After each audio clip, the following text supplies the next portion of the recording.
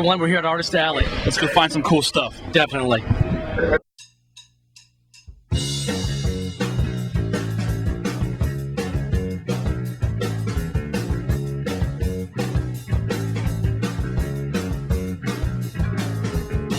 Hi, this is Heath for ICFTV.com and Fanboy Forum, talking with Steve Scott. You may have seen his work on Blood Rain, JLA, and New Warriors. So, Scott, what are you up to right now? Well, I've just done some work for DC Comics on Shadow Pact. That's going to be coming out in the next couple of months. Currently, I'm doing Legends of the Dark Knight, Batman. Finally, I love drawing Batman. And this next week after the convention, I'm going to be getting a Flash script in. So I'll be working on the Flash as well. All right, excellent, excellent. Now, Steve, if people want to find out more about your artwork and what you do, where can they contact you at? Well, they can go to Steve Scott, www.stevescottart.com. And go ahead and check out my website, and there's a contact information on there, too, so they can get a hold of me and keep an update on everything I've been working on and what's coming up in the future.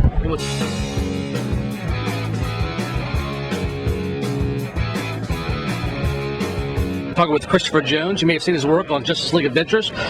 Chris, what are you doing right now? Well, I am the regular artist on the Batman Strikes for DC Comics, which is the tie-in book for the current Batman animated series. I've been drawing that since the book started about 2 years ago.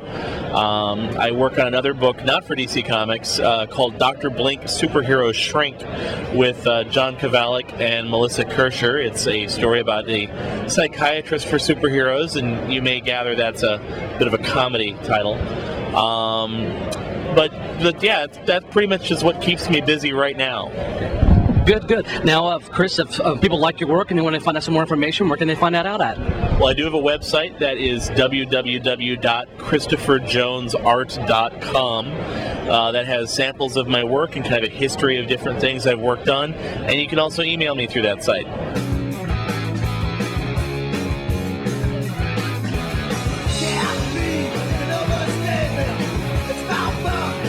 All right, this is Heath. I'm talking to one of my favorite artists, Mark Wolf. Mark, just tell us a little bit about what you're currently doing. Currently, I am actually getting ready to start tackling a job of doing sketch cards for Topps for the Lord of the Rings Masterpiece series. And after that, just doing a couple more shows. I just finished doing the cover for the Black Bastard Anthology, which is probably one of the funniest books out there right now. And other than that, just continuing painting, doing private commissions until next year, where I may be doing some stories for Marvel. All right. Now, you're basically an airbrush, is that correct? Correct. All right. Mark, if people love your art and want to find out some more information, where can they find out where to get some great Mark Wolf stuff? www.markwolfart.com.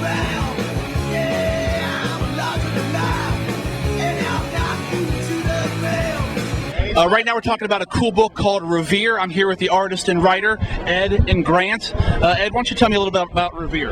Basically, the premise was we took Paul Revere, put a supernatural twist on him. He's fighting werewolves. He was a silversmith by trade.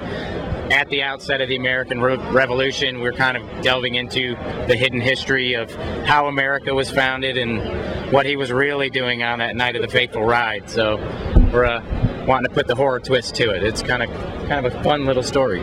Cool, that's very cool. And you said, I think this is a 4-issue run? 4-issue miniseries, yeah. And then we're going to kind of see where it goes from there? Yeah, we're hoping to do a series of miniseries if the fans want more. Cool. And Grant, you're the artist. It's really a unique style. I mean, it's kind of, I don't know, is it kind of cartoony? What are some of your influences for this particular book? I'd definitely say it's cartoony. Ed talked early on about his wanted to put a little bit of a manga twist on it on some of the panels. I'm definitely a big fan of the cartoon stuff. I just thought it would be a unique way to portray a horror story, because I mean, you hear the concept and you immediately have certain artists in mind and certain styles, and it's been done. You know, I just really wanted to try and make something unique and different. I thought that this would be the direction to go, and I'm really glad that Ed took a chance on me in this style. To be honest with you, I'm very happy with it. I'm glad he took a chance on me. Well, it is really unique, and I tell you, it caught my eye right away. This is great stuff.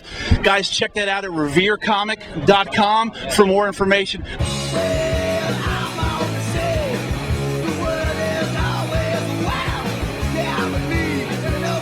we're talking with Doug Kalaba, as you may know him as the artist, the cover artist for the Moonstones, The Phantom. Well, Doug, what have you been doing? What's some of the other stuff you've been doing right now? This past year, I did some Versus cards for DC, Superman, ran the Thanagar, and some Dr. Fate cards. I'm working on the Spider, helping develop that for Moonstone Comics, as well as Doc Savage is coming up, and some of the other pulp heroes. I don't, just some, various other clients that I work for. It keeps me pretty busy, and some book stuff. But as far as superheroes and pulp guys, that's what I'm doing lately. All right, excellent. If anyone wants to find out some more information, where can they contact you at? It's DouglasClava.com.